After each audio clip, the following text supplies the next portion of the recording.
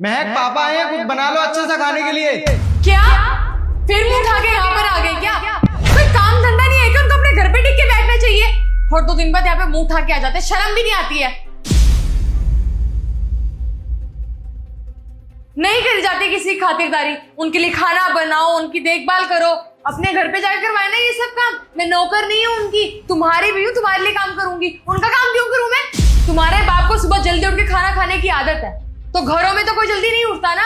अगर इतना ही शौक है खाना खाने का तो वृद्धाश्रम क्यों नहीं जाते? वहां जाकर खाओ ना खाना, यहाँ तो नहीं मिलेगा खाना। अपने हिसाब से उठूंगी, अपने हिसाब से काम करूंगी मैं।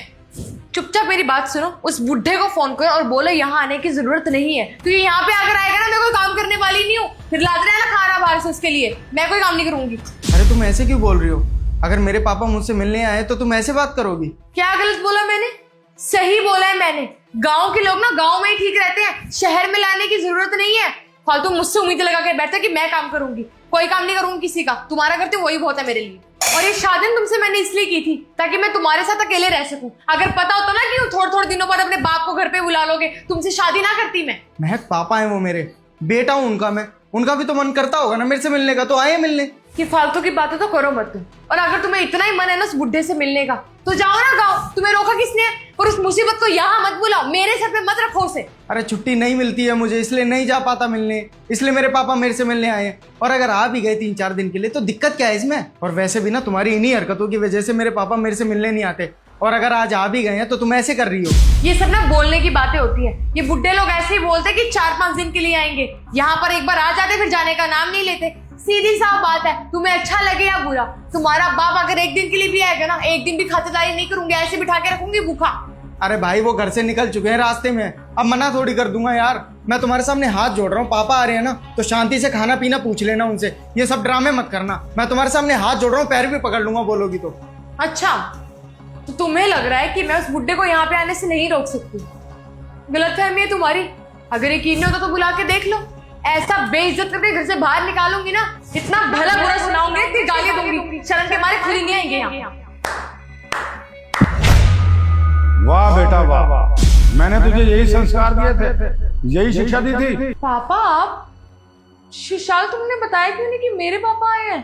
देख लिया ससुर जी, आप पूछते रहते थे ना कि मेरे मम्मी पापा मेरे साथ क्यों नहीं रहते, ये रहा रीजन, इसकी वजह से नहीं रहते। अरे परेशान करके रखती थी उन्हें, मैंने आपको बताया था ना इतनी बार, लेकिन आपने मेरी बात नहीं सुनी। आपको तो लगता था मैं झूठ बोलता हूँ, आज तो आपने देख लिया होगा ना, अपनी आंखों से और अपने कानों से सुन भी लिया होगा। वो पापा मैं चुप रह तू, मैंने सब कुछ अपनी आंखों से देख भी लिया और अपने कानों से सब कुछ सुन भी लिया। लोग क्या कहेंगे हमारे बारे में? मैंने तुझे यही संस्कार दिए थे। मैंने तुझे शादी से पहले क्या समझाया था? अपने ससुराल में सास और ससुर को अपने माँ बाप से बढ़कर मानियो, पर यहाँ तो तू अपना घर तोड़ के ही बैठी हुई है। दामाद जी, मैं हाथ जोड़कर आपसे माफी मांग रहा हूँ, मैंने सच में अपनी बेटी को ऐसे संस्कार नहीं दिए थे। अरे नहीं पापा जी, हाथ मत जोड़िए, मैंने ये सब आपसे हाथ जुड़वाने के लिए नहीं किया, मैं बस दिखाना चाहता था कि आपकी बेटी की सच्चाई क्या है और ये मेरे घर में क्या कर रही है। अब एक आदमी करे तो करे क्या? बीवी की सुने तो घर वाले बोलते कि जोरू का गुलाम हो गया, और जब घर वालों की सुने तो बीवी बोलती है कि मेरी इज्जत नहीं करते हो। मुझे समझ नहीं आता कि लोगों को ये बात समझ में क्यों नहीं आती। अरे बीवी और माँ बाप एक सिक्के के 2 पहलू हैं, अगर एक भी पहलू खराब होता है ना तो उस सिक्के की कोई वैल्यू नहीं रह जाती। परेशान हो गया हूं मैं किसी से कुछ नहीं कह पा रहा हूँ, ना तो मैं इससे बात कर सकता हूँ, ना मेरे मम्मी पापा मुझसे बात कर रहे हैं। और मम्मी पापा से बात ना करने का रीजन ना आपकी बेटी है, इसकी वजह से मैं अपने मम्मी पापा से बात नहीं कर पा रहा हूँ। अब सब कुछ आपके सामने है, अगर ये सब देखने के बाद भी मैं गलत लग रहा हूँ ना आपको, तो मैंने आपसे हाथ जोड़ लिया, मैं नहीं रह सकता यहाँ पे, मैं जा रहा हूँ घर छोड़ के। आप बिल्कुल सही कह रहे हैं दामाद जी, सारी गलती मेरी बेटी की है। बेटा मेरी बात सुन, असली घर वही होता है जिसमें सास ससुर और बच्चे मिलकर रहते हो। बेटा आज तू अगर अपने सास ससुर को अपने साथ नहीं रखेगी तो हो सकता है बेटा कल को तेरे बच्चे भी तुझे अपने साथ न रखें। वो कहते हैं ना, जैसा बीज बोओगे वैसा ही फल पाओगे, तो पता नहीं कल को मेरे बच्चे ही मुझे घर से भगा देंगे। अब बेटा तू खुद ही सोच कर देख, कल को तेरा भाई अगर मुझे घर से भगा दे तो तुझे अच्छा लगेगा? नहीं पापा, ये भाभी क्यों आपको घर से बाहर निकालेंगे? वो तो आपसे बहुत प्यार करते हैं। अरे बेटा क्यों नहीं निकालेंगे मुझे, वो मुझे भी निकाल देंगे। मैंने तो तुझे संस्कार अच्छे दिए थे ना, और तूने क्या किया? अपने सास ससुर को ही घर से बाहर भगा दिया। नहीं पापा, आप प्लीज ऐसी बातें मत कीजिए, मैं आपको यूं दर बदर भटकते हुए नहीं देख सकती। आई एम सॉरी पापा। अरे माफी मुझसे मत मांग, माफी मांगनी है ना तूने अपने पति से मांग, और उससे वादा कर कल को तू जाएगी और अपने सास ससुर को वापस लेकर आएगी। और अब उनकी सेवा करियो, उनके साथ ऐसी हरकत करने की दोबारा जरूरत मत करियो। ठीक कह रहे हैं पापा। सुशाल, आई एम सॉरी। मुझे तुम्हारे माँ बाप के साथ ऐसा नहीं करना चाहिए था। एंड आई प्रॉमिस, मैं जाऊंगी मम्मी पापा जी के पास, उनसे माफ़ी मांगूंगी और उन्हें वापस इस घर में लेकर आऊंगी।